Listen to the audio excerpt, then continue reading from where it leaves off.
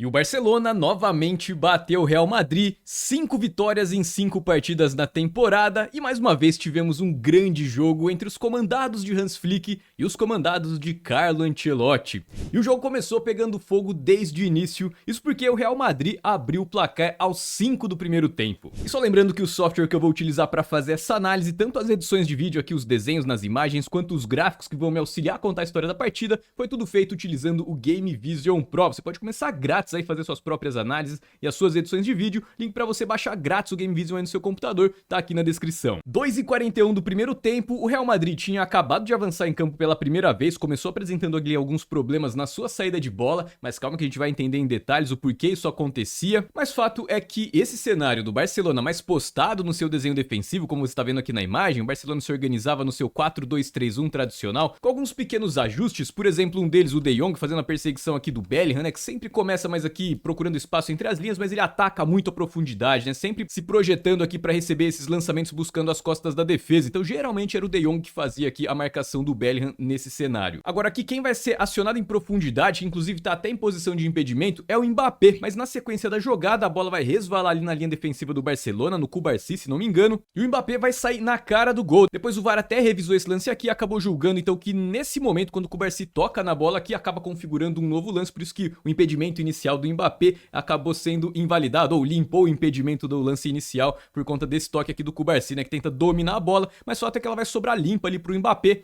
Ele dribla o Chesney pega a perna do Mbappé, pênalti pro Real Madrid aos 2h47 do primeiro tempo. Pênalti que ele mesmo, o Mbappé, perna direita na bola, bate cruzado, o Chesney até encosta nela, mas o Real Madrid abre o placar. Agora o mais interessante é que se a gente comparar aqui com as outras análises dos outros El Clássicos da temporada, fiz análise de todos os jogos, você vai perceber que o Real Madrid de Carlo Ancelotti veio com a sua quinta formação diferente, digamos assim, isso porque em cada partida o time mostrava algumas disposições diferentes. Para essa partida o time até começou esboçando ali uma linha com 4, com o Valverde fazendo aqui o volante entre as linhas e uma linha de 4 aqui no meio, mas isso acabou mudando bastante por conta do comportamento tanto do Vinícius Júnior quanto do comportamento do Valverde, que tinha uma função muito clara. O Valverde fazia a marcação aqui individual do Dani Olmo ou do Rafinha quando eles trocavam de lado. Dá uma olhada que à medida que o Real Madrid vai indo pro bloco baixo, o Dani Olmo vai se projetando aqui, né, se espetando no seu posicionamento inicial. O Barcelona atacava então nesse 3-2-5 inicialmente. O Valverde acompanha aqui e ele integra praticamente a linha defensiva do Real Madrid. Por isso que muitas vezes você olhava que o Real Madrid via nesse 5-4-1, mas muitas vezes o Vinícius Júnior não fechava aqui o lado desse primeiro combate, ele ficava mais avançado aqui. Isso porque o Vinícius Júnior fazia a marcação mais do Eric Garcia. Então, nas vezes que o Eric Garcia ficava mais recuado por fora do bloco, o Vinícius Júnior ficava um pouco mais de liberdade. Quando o Eric Garcia atacava, geralmente nas jogadas do Barcelona que vinham pela direita, aí o Vinícius Júnior tentava fazer a marcação aqui com um pouco mais de profundidade, né? Recuava até para trás da intermediária em alguns momentos. Mas esses são os pequenos detalhes então do desenho defensivo do Real Madrid, que foi bem diferente dos outros clássicos aí para essa partida. Agora, em termos de comportamento, postura individual dos jogadores, o Ancelotti não ia mudar o seu modelo de jogo, né? Afinal de contas, a gente já vê isso acontecer há um bom tempo, que é o encaixe individual, né? Geralmente, então, o time faz essas marcações mais individuais da intermediária para trás, com perseguições um pouco mais longas, né? Então muitas vezes o Dani Olmo recuava por fora do bloco. A gente vai perceber que isso no segundo tempo fez muita diferença, porque o Valverde passou a projetar aqui no primeiro combate, mas calma que a gente já vai chegar lá. Mas geralmente quando o Barcelona avançava pelo lado esquerdo do campo, o encaixe de marcação que ficava era o Gerard Martín batendo de frente aqui pela direita com o Lucas Vázquez. Isso porque quem fazia a marcação do Rafinha, então que vinha mais por dentro, era o Tchouaméni. Agora um outro ponto muito importante é que aqui no meio você vai perceber que em vários momentos diferentes do jogo ficou muito desencaixada a marcação. Isso porque em tese você tem dois batendo com dois, né? A partir do momento então que o Olmo tá sendo marcado pelo Valverde, você tem o Ceballos e o Bellingham para marcar o Pedri e o De Jong. Mas muitas vezes a gente via que o Bellingham não acompanhava muito as movimentações do meio-campista que ele tava marcando, mas calma que a gente já vai chegar lá também. Isso porque dá uma olhada nessa troca de marcação quando a jogada vem aqui pra direita, ó. O time do Barcelona então vai trazer essa bola da esquerda lá pra direita, ela vai chegar aqui no Eric Garcia. Nesse momento dá uma olhada como a marcação tá encaixada, mas tá sem sobra na linha defensiva, né? Você tem o Vinícius Júnior batendo de frente aqui com o Eric Garcia, aqui pelo meio Dani Olmo projetando pra cima do Valverde, e aqui o encaixe ponta lateral mais clássico, né? Nessa partida aqui jogou o Fran Garcia, ele teve a dura missão de marcar aí o Lamine Yamal. Agora, olhando aqui esse encaixe de marcação, onde você acha que essa corda pode romper? Qual jogador é mais vulnerável então pra ser superado pelo seu adversário? Justamente aqui o Vinícius Júnior é Eric Garcia, né? É isso que vai acontecer. O Eric Garcia dá um tapa no Lamine Yamal e ele já se projeta pra frente, escapando nas costas do Vinícius Júnior. Esse desencaixe acabou acontecendo várias vezes. Inclusive, esse é um ponto de vulnerabilidade do próprio modelo de jogo do Ancelotti, porque muitas vezes ele exige então esse encaixe de marcação individual,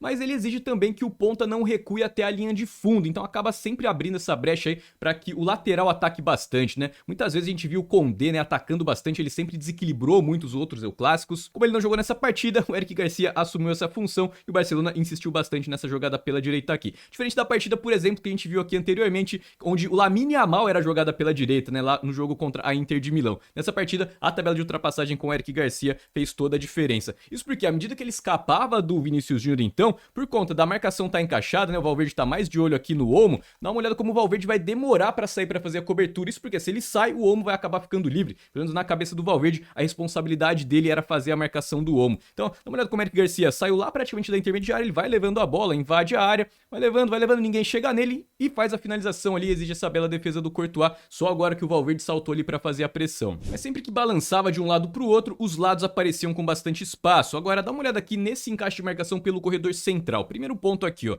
gente tem a marcação, então, Ceballos batendo de frente aqui com o Dani Olmo, que tá se movimentando aqui. Então, o Rafinha tá pela direita, aquela troca de posição que eu falei no começo da análise. Então, é o Valverde que tá fazendo aqui a marcação do Rafinha. Agora, aqui pelo meio, tá batendo, então, Bellingham e Pedri. Esse é um ponto importante. Dá uma olhada, então, como o Pedri, ele vai recuar aqui, se apresentar praticamente do lado do De Jong. O Arda Güler vai subir aqui para fazer a pressão e o Bellingham vai ficar. Essa movimentação aqui, então, do Pedri descolando do Bellingham aconteceu bastante também, ó. Dá um zoom aqui, editor, ó. Dá uma olhada, o Bellingham ficou, o Pedri vai receber com bastante espaço aqui, né? Por fora do bloco, se apresenta pro jogo. E se a gente olhar aqui pra frente, a gente vai ver que o Dani Olmo, então, tá sendo marcado pelo Ceballos. À medida que o Pedri arrancar com essa bola aqui no espaço, mas atenção, ele só teve essa liberdade de receber por fora do bloco, girar e iniciar a arrancada, porque o Bellingham não encaixou a marcação nele, né? O Real Madrid tinha sérias dificuldades, então, pra ativar o gatilho de pressão pelo corredor lateral. O Barcelona levava a bola ali, ficava bastante desencaixada a marcação, principalmente por conta das movimentações do Pedri e também do De Jong, né? Sempre desencaixando do Bellingham. O Ceballos tinha mais um pouco de ímpeto de manter essa marcação mais ajustada, essa perseguição um pouco mais longa e acabava tirando um pouco a liberdade do jogador de receber essa bola. E é por isso que o Pedri então vai partir pra cima da marcação, ó. E com isso o que ele faz? Ele acaba atraindo então a marcação do Ceballos e libertando então o Dani Olmo da marcação do Ceballos. O que acontece é que o Lucas Vázquez, que a princípio estava marcando lá o Gerard Martin, tem que fazer aqui a marcação do Dani Olmo. A marcação troca então e com isso Gerard Martin sobra livre lá pela esquerda. O Pedri enxerga muito bem a movimentação, Gerard Martin faz um belo cruzamento. Essa finalização estaria impedido, mas essa aqui do Ferran Torres não. A bola acaba passando por todo mundo, o Barcelona desperdiça essa grande chance. Mas só para ilustrar mais uma vez como, geralmente quando o Barcelona invertia a jogada, mesmo que de uma forma um pouco mais lenta, e depois, em um segundo momento, ativava essa compactação do Real Madrid, a marcação desencaixava pelos lados do campo. Guarde essa informação que é muito importante. O Carlo Ancelotti armou a sua saída de bola mais tradicional, muito baseada na bola longa, bola esticada, mas nessa partida especificamente o time não conseguia conectar lançamentos. Isso porque muitas vezes o que a gente via era isso, o Real Madrid aberto para tentar fazer uma saída de bola um pouco mais trabalhada, mais apoiada. Dá uma olhada como são 5 jogadores atrás da intermediária, mas geralmente o que acontecia era isso, ó, Courtois tentando quebrar, colocar alguém pra brigar lá na frente, geralmente de olho ali numa segunda bola, porque a primeira bola seria muito difícil de ganhar por conta dos dois atacantes, né, Mbappé e Vinícius Júnior, nenhum dos dois tem essa característica de ser forte na briga pela primeira bola, então acabava sempre sobrecarregando aqui o Bellingham, porque o Ceballos estava sempre muito longe da disputa pela segunda bola, então essa estratégia foi toda baseada aqui no Bellingham ganhando a sobra, e não funcionou muito bem, né, a grande verdade é essa, o Barcelona tinha sempre superioridade numérica ali, conseguia rebater e geralmente ganhava a sobra para conseguir matar a saída de bola do Real Madrid. E tem um gráfico aqui que vai deixar isso muito claro para você, que é justamente o gráfico com todas as saídas de bola do Real Madrid. Dá uma olhada aqui, ó. Saída de bola do Real Madrid, bolinhas brancas, às vezes que o Real Madrid avançou em campo, bolinhas azuis, às vezes que a marcação-pressão do Barcelona recuperou a posse de bola, seja forçando esse chutão, seja conseguindo recuperar ainda no campo de ataque. Se a gente fizer um filtro aqui apenas da linha do tempo do primeiro tempo, dá uma olhada quantas vezes o Real Madrid avançou em campo, quantas bolinhas brancas tem nessa linha do tempo. 2 bolinhas brancas, né? Essa que é a grande verdade. A marcação-pressão do Barcelona foi extremamente eficiente, mas também por conta do estilo da saída de bola que o Real Madrid insistiu mais, essa bola mais quebrada, mais rifada, de olho em construir a partir da segunda. Então o Courtois geralmente tentava fazer essa saída de bola, ela não funcionou. E ao longo do jogo todo, esmagadora maioria aí das vezes, o Barcelona conseguiu recuperar a posse de bola, né? Praticamente aí 70%, né? Das vezes, mais de 70% das vezes, a saída de bola do Real Madrid alimentava uma posse de bola do Barcelona. E aí eu te pergunto, sem Sem saída de bola, como um time pode ter posse de bola no campo de ataque? São duas formas, né? Ou você recupera a posse de bola lá no campo de defesa do seu adversário, fazendo exatamente o que ele tá fazendo com você, né? Forçar ali a saída de bola, coisa que o Real Madrid não fez no primeiro tempo, foi fazer no segundo tempo, isso abriu um outro cenário, mas calma que a gente já vai chegar lá. Qual seria uma segunda forma? Você recuperar a posse de bola do seu adversário e sair em contra-ataque, fazer uma transição quando o seu adversário tá um pouco mais fora da organização defensiva, né? Completamente diferente de quando o Barcelona se organizava e subia o bloco de marcação para pressionar a saída de bola do Real Madrid. Aqui o Barcelona tá organizado para atacar. Nesses casos, o Real Madrid recupera a posse de bola e aí pega o Barcelona fora da organização defensiva. Essas eram as possibilidades então para o Real Madrid conseguir avançar em campo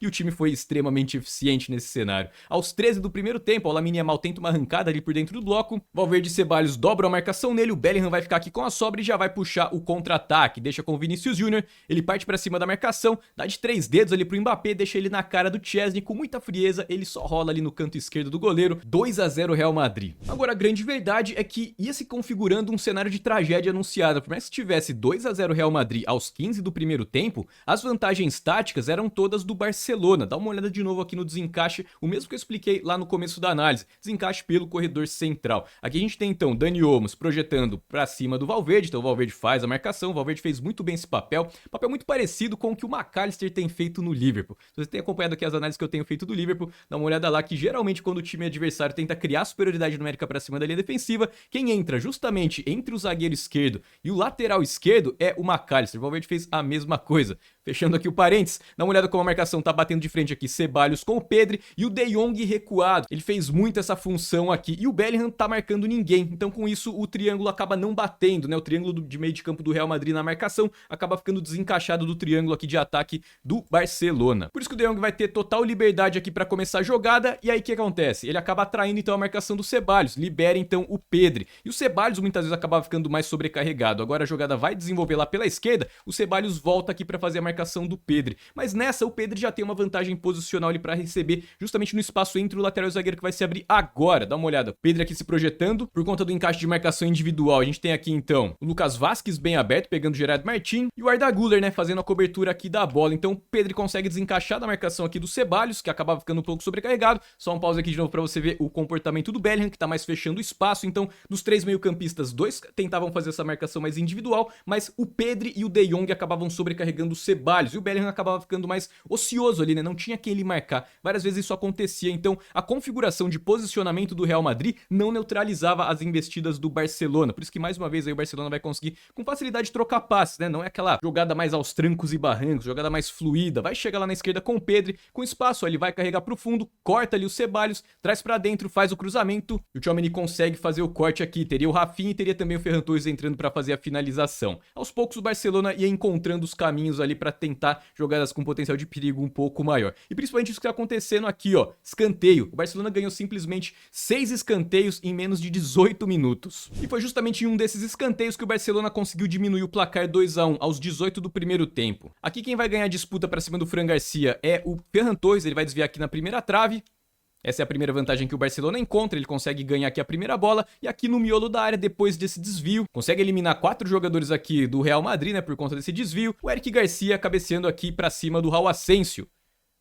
Sem chances pro Courtois, 2-1. O gráfico de eficiência estratégica vai mostrar isso. Principalmente depois que o Real Madrid fez o 2-0, olha como a eficiência do Real Madrid aqui morreu bastante, né? O time praticamente não conseguia sequer avançar em campo e foi assim praticamente até o final do primeiro tempo, ou melhor, o primeiro tempo inteiro, né? O time só foi começar a ter um pouco mais de volume de jogo no campo de ataque no segundo tempo. O cenário mudou bastante também depois das alterações do intervalo. Agora dá uma olhada aqui na quantidade de chances, né, que o Barcelona criou. Isso aqui são os gols, as jogadas com potencial de perigo alto, mas também muito volume de jogo, né? Tentativa atrás de tentativa, então não foi aquela posse de bola no campo de ataque mais estéreo, sempre tocando de lado. O Barcelona sempre buscava alguma jogada, e como você pode perceber por esses poucos lances que a gente analisou aqui, as vantagens iam aparecendo, em especial ali pelos lados do campo, mas também ali pelo corredor central, pelo menos para iniciar um desencaixe de marcação que geralmente estourava mais pelos lados mesmo. Essa imagem é muito satisfatória pra gente entender esse encaixe de marcação individual que o Ancelotti promove, né? Aqui a marcação tá encaixada, 1 contra 1, fiz aqui as linhas só pra você visualizar melhor, né? 3 contra 3, 3 contra 3, 1 contra 1, Então não tem sobra na linha defensiva, fazia parte aí do plano de jogo para essa partida. Mas isso não quer dizer que a marcação não desencaixava, como a gente já viu aqui em vários lances, em especial quando essa jogada vinha de um corredor para o outro. Isso acontecia bastante. Então essa jogada aqui tá com a marcação encaixada, o Gerard Martin tá sendo marcado aqui pelo Lucas Vazquez, mas à medida que essa bola for chegando aqui na direita, ou melhor, pelo menos pelo corredor central aqui, quando ela chega no Pedri, o Lamine Yamal recua com bastante espaço, ele vai tentar infiltração, isso vai fazer o quê? Vai ativar ali a compactação do Real Madrid. Dá uma olhada no comportamento do Lucas Vazquez, como agora ele tem que fazer a marcação do Rafinha. O Rafinha tava mais pela direita, se movimentou mais pela esquerda, ou seja, no início da jogada lá pela esquerda ele buscou a segunda trave, agora a jogada tá vindo mais pra direita, de novo ele vai buscar a segunda trave, só que agora ele vai lá pra esquerda. Isso acaba então atraindo a marcação do Lucas Vazquez, ele acaba então liberando aqui o Gerard Martin.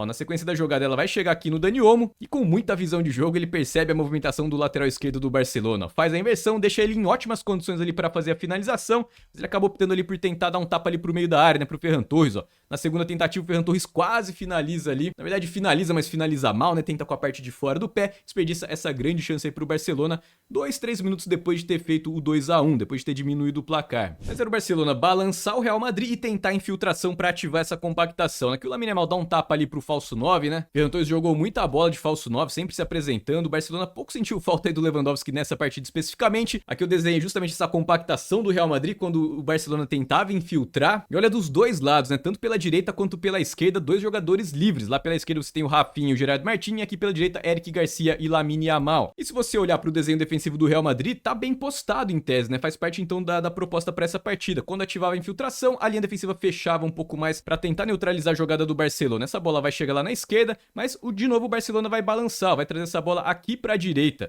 mas sem antes acionar a infiltração novamente, o que vai de novo atrair a marcação do bloco aqui do Real Madrid para o corredor central, em especial o Fran Garcia fechando aqui o espaço da linha defensiva, tentando dobrar a marcação ali no Ferran Torres, e com isso quem vai sobrar completamente livre no bico da grande área, um dos espaços favoritos dele nesse início de carreira, né, digamos assim, ó, belíssima chapada do Lamine Yamal de perna canhota, perna boa, empatando o jogo aos 31 e 42. Agora convenhamos, né, esse lance deixar muito claro esse desencaixe de marcação pelo corredor central, mas também essa liberdade que os jogadores encontravam pelos lados do campo. Então, por mais que o Real Madrid tivesse 8, 9, 10 jogadores atrás da linha da bola, os espaços iam aparecendo a cada lance que o Barcelona tentava uma jogada de ataque. Foram 3 pancadas praticamente aí em 15 minutos, né? O Real Madrid passou a errar ainda mais a sua saída de bola. Aqui teve uma saída de bola, o time tentou avançar, ele tinha recuperado a posse de bola do Barcelona, por isso que o time tá mais fora da organização, né? Em especial aqui você tem o Lucas Vazquez se projetando, Rafinha já tá nas costas dele, a gente já viu em outras análises aqui o porquê isso acontece, né? Porque o Barcelona tá sempre com os pontas nas costas dos laterais quando tá subindo o seu bloco de marcação, de qualquer maneira acaba batendo cabeça. Ele até voltar aqui um pouquinho o lance, ó.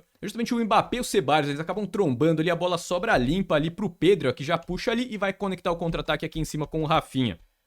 Ele carrega, leva no espaço entre as linhas, deixa o Rafinha na cara do gol, na perna boa, ele bate cruzado ali, só coloca no canto do Courtois. Gol da virada, 3-2 Barcelona aos 34 do primeiro tempo. Mas só para reforçar mais uma vez, né, tem tudo origem aqui, ó, nesse gráfico de saídas de bola do Real Madrid, eficiência baixíssima, né, o time do Real Madrid conseguiu avançar apenas 2 vezes. Toda vez que tentava fazer a saída de bola longa, devolvia a posse de bola para a defesa do Barcelona. Toda vez que tentava sair no chão, acabava perdendo o exposto e gerava contra-ataques de pressão aí pro Barcelona. Esse foi um deles e o time conseguiu aproveitar muito bem para virar o jogo. Mas deu tempo ainda do quarto gol no finalzinho do primeiro tempo, de novo pressionando ali um momento que o Real Madrid tentava trocar passes no seu campo de defesa. O Lucas Vazquez acaba errando aqui o domínio. Rafinha tava em outra rotação nessa partida, né? Jogou muita bola, inclusive ele poderia ter jogado assim na partida contra a Inter de Milão, que o resultado tenho certeza que seria diferente. Lá ele se apresentou um pouquinho abaixo aí da média das atuações que a gente tem visto ele fazer nessa temporada. De qualquer maneira, nessa partida jogou demais. Já vai chegar ali, ó, recupera a posse de bola, o Lucas Vazquez divide com ele, ela sobra com o Ferran Torres. Ferran Torres foi muito bem nesse lance, né? Acompanhou, acreditou, pegou a sobra ali com o Rafinha.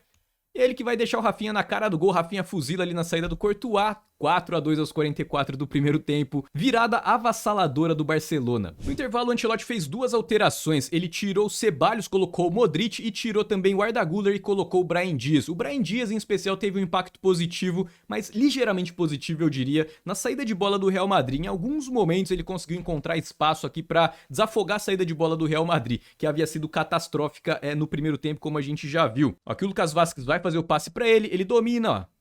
prende a bola, devolve no Lucas Vazquez, se projeta, consegue receber o passe, vai tentar fazer ali a armação pelo corredor central. Boa jogada aí do Brahim Dias pela direita, mas que o Vinícius Júnior e o Mbappé acabaram não conseguindo dar prosseguimento na jogada. Mas verdade seja dito, foram lances um pouco mais isolados, né? Não é que a saída de bola do Real Madrid passou a funcionar muito mais por conta da entrada do Modric e do Brahim Dias, né? Em especial ali mais pela esquerda. A vantagem de maneira geral acabou sendo um pouco menor, mas continuou sendo do Barcelona. E uma outra grande mudança no segundo tempo foi que o Real Madrid passou a pressionar a saída de bola do Barcelona, tentou fazer a mesma coisa que o Barça fez no primeiro tempo. Então por isso que aqui, se a gente pegar o gráfico de saídas de bola do Barcelona, bolinhas azuis, Barcelona avançou, bolinhas brancas, marcação-pressão do Real Madrid matou a saída de bola do Barcelona. Olha como no primeiro tempo não teve, né, nenhuma situação, o Real Madrid pouco subiu o bloco de marcação aqui, foram 3 situações, as 3 o Barcelona conseguiu avançar em campo. E no segundo tempo esse confronto aconteceu com mais frequência, mas dá uma olhada em quem levou vantagem, né, justamente o Barcelona. Então o fato do Ancelotti avançar o bloco de marcação de uma forma um pouco mais desencaixada, acabou não criando nenhuma vantagem para o Real Madrid, mas muito mais do que isso, adicionou uma vantagem para o Barcelona. Principalmente depois que o Baldé entrou aqui pela esquerda, a saída de bola do Barcelona, Real Madrid tenta subir o bloco de marcação, mas uma tabela simples de ultrapassagem aqui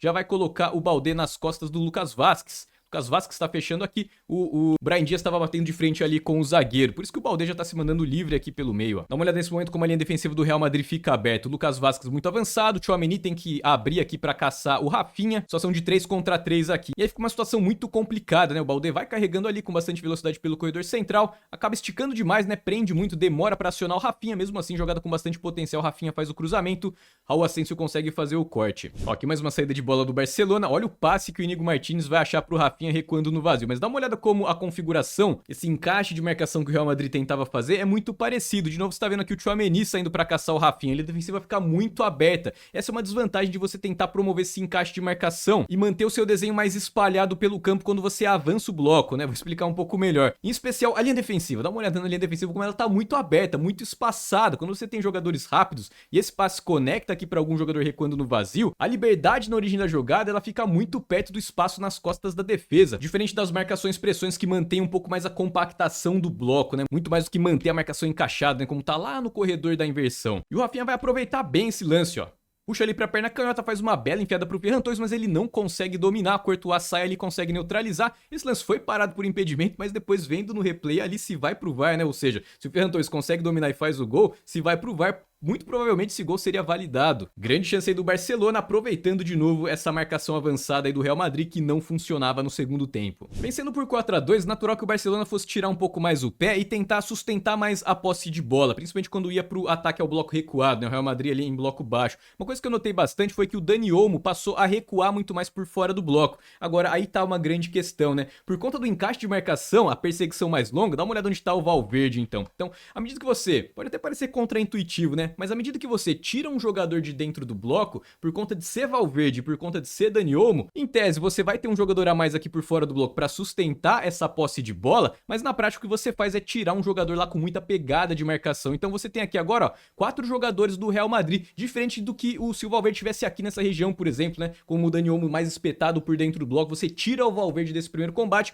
deixa o Bellingham e o Ceballos mais sobrecarregados ali. Acredito eu que o Barcelona teria mais condições de manter a posse de bola. Agora nesse lance, ó, isso fica muito claro. A pegada de marcação do Valverde ajuda a aumentar essa compactação aqui no primeiro combate e é isso que vai ser responsável para a bola ficar mais quente no pé dos jogadores do Barcelona. Vão tentar fazer a manutenção ali, ficar com a posse de bola, mas nesse momento, ó, sai a primeira interceptação, a bola vai ficar viva em disputa, justamente por conta dessa compactação, né? E quem vai levar vantagem aqui nesse momento é justamente o Real Madrid. Modric consegue fazer a interceptação e muito rápido no raciocínio ele já vai conectar um belo contra-ataque aí pro Real pelo corredor central, ó. Vinícius Júnior puxa ali pra perna direita, deixa o Mbappé na cara do gol e ele não perdoa, bate de perna canhota, gol aberto, 4-3 aos 69. Teremos jogo ainda aí no El Clássico. No segundo tempo ainda o Barcelona criou 2 grandes chances, acabou desperdiçando e por muito pouco essas chances desperdiçadas não custaram caro pro Barça, porque o jogo ficou 4-3 e o Real Madrid teve 2 grandes chances lá no finalzinho. Agora, se a gente der uma olhada aqui em um panorama geral do ataque do Real Madrid, você vai perceber que o Real Madrid não conseguiu criar nenhuma grande vantagem tática ao longo do jogo todo, ó. Em ataque posicional, posicional, inclusive, ó, dá uma olhada no volume inexpressivo de ataques posicionais do Real Madrid. O time não conseguia ficar com a posse de bola no campo de ataque, não colocava o Barcelona em bloco baixo. Toda vez ali o Barcelona conseguia ativar os gatilhos de pressão e empurrar o Real Madrid para trás. E como a gente já viu, na saída de bola do Real Madrid, a ineficiência foi muito alta, né? O Real Madrid não conseguia avançar em campo com a bola mais de uma forma consciente. Nas bolas paradas, o time também não teve muito volume, foi só o gol de pênalti, né? No primeiro lance ali do jogo. E nos contra-ataques, de fato, talvez uma grande vantagem aí do time, pelo menos em termos de execução, né? A eficiência foi muito grande, mas não foi uma jogada que foi muito alimentada, não teve muito volume. E tem tudo a ver com as características do modelo de jogo do Carlo Ancelotti, que é o novo técnico da seleção brasileira.